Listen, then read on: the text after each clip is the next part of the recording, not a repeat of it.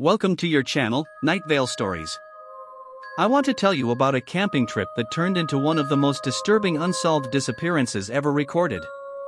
12 people, gone without a single trace. It all started when our group arrived at Black Ridge Camp, a remote area known for its quiet mornings, beautiful lakes, and absolute isolation. We planned a weekend away from everything, no phones, no noise, just nature. The first night was normal, a campfire, laughter, and the sound of branches snapping in the forest, though we assumed it was just animals. But around midnight, we noticed something strange. A faint humming sound came from deep between the trees, like a distant engine running underground.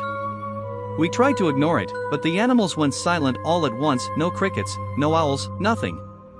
It felt like the whole forest was holding its breath.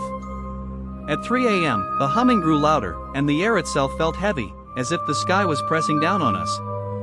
One of our friends, Daniel, said he saw lights moving behind the trees.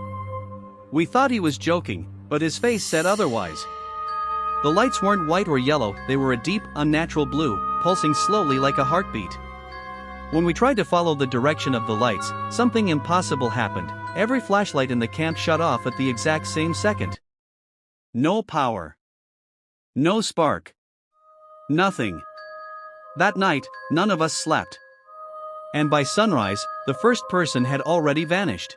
When the sun finally rose, the forest looked normal again, but one thing wasn't. Mark, the guy who had been sleeping closest to the tree line, was gone. At first, we thought he wandered off to get water or take a walk, but when we checked his tent, it was unzipped from the inside, and his shoes were still neatly placed beside his sleeping bag. Mark never walked barefoot. That's when the fear really started to sink in. We tried calling his phone, but before we could even try a second time, something made every single device in the camp shut down completely: phones, GPS trackers, even battery-powered lamps. It was like the entire area was drained of electricity.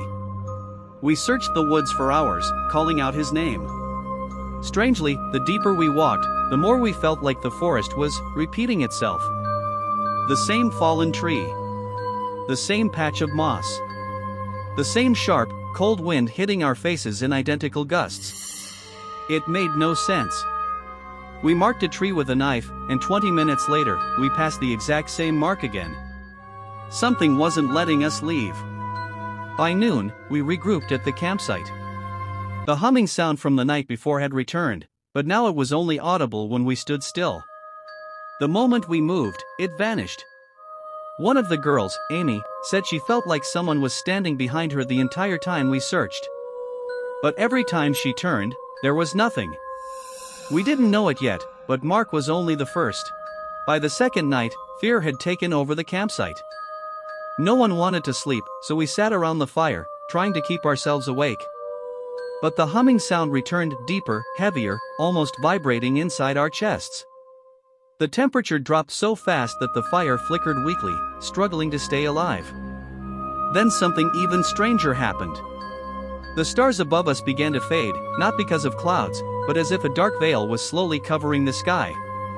Daniel stood up suddenly and pointed between the trees. "They're watching," he whispered.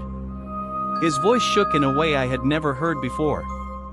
When we followed his gaze, we saw faint silhouettes, tall, thin shapes standing motionless just beyond the last line of our campfire's light. No faces. No movement. But we could feel them staring. We tried shining a flashlight on them, but the beam bent. Literally bent, like light was being pulled away from the figures. When one of us stepped toward them, the silhouettes retreated, melting into the darkness like smoke. At exactly 2:47 a.m., the ground beneath us vibrated. Not like an earthquake, more like something massive shifting far below. The trees around us swayed even though there was no wind. Then, without warning, all sound stopped again. Total silence. And in that silence, the second person vanished. Amy had been sitting right next to me. One moment she was shaking, clutching her jacket, and in the blink of an eye, she was gone. No footsteps. No scream. Just an empty space where she had been. Now we knew, something in the forest wasn't hunting us. It was selecting us. By the fourth night, only 8 of us were left. No one dared to leave the camp anymore. We sat in a tight circle, the fire barely holding on as the forest pressed in around us. Every hour, someone disappeared. Not at random, always when the humming was at its loudest, always during moments of complete silence. It was as if the forest itself was choosing who would go next. We came up with a plan: stay connected. We tied ourselves together with rope so no one could vanish without the others noticing. It felt ridiculous, but we were desperate. For a while, it worked.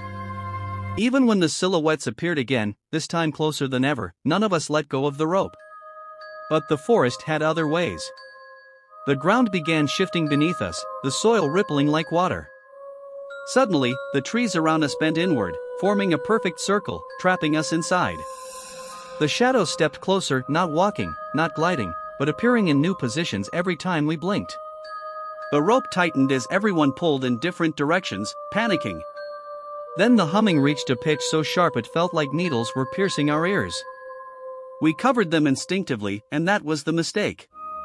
When we opened our eyes again, the rope was still tied in a perfect circle. But 3 people were missing from inside it. The forest didn't need us to wander. It could take us standing still. There were only 5 of us left by the final night. No one spoke anymore, there was nothing left to say. Every hour, the sky dimmed a little more, the air felt heavier, and the forest grew unnaturally still. I kept telling myself we would make it to sunrise, that whatever was taking us couldn't survive daylight. But I was wrong. At 4:12 a.m., the humming stopped completely for the first time. And that silence was worse than any sound we had heard. The darkness around us pulsed, almost alive. The shadows came again, but now they had formed long arms, twisted limbs, and movements that didn't follow the laws of physics.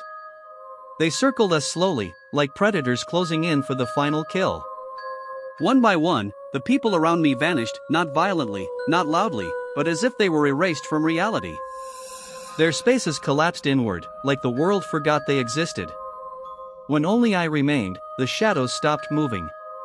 They stood around me, trapping me in a ring of darkness. Then a voice, not human, whispered from everywhere and nowhere at once. "You were not meant to find this place." A blinding blue light exploded beneath the ground, rising like a pillar toward the sky. I felt gravity twist, the world spin, and the cold grip of something pulling me forward. And then, I woke up on the road near the forest. Alone. No marks. No signs of struggle. No trace of the other 12. When the rescue teams arrived, they didn't believe a word I said. According to them, Black Ridge Camp doesn't exist on any map. But I know what I saw. And every night since, I hear that humming again.